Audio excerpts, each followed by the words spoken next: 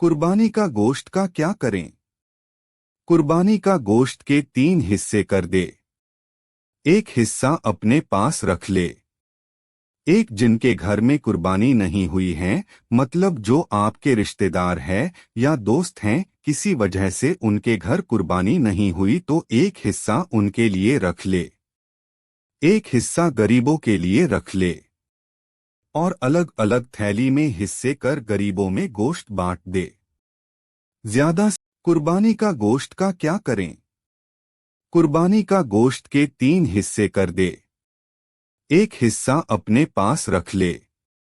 एक जिनके घर में कुर्बानी नहीं हुई है, मतलब जो आपके रिश्तेदार है या दोस्त हैं, किसी वजह से उनके घर कुर्बानी नहीं हुई तो एक हिस्सा उनके लिए रख ले।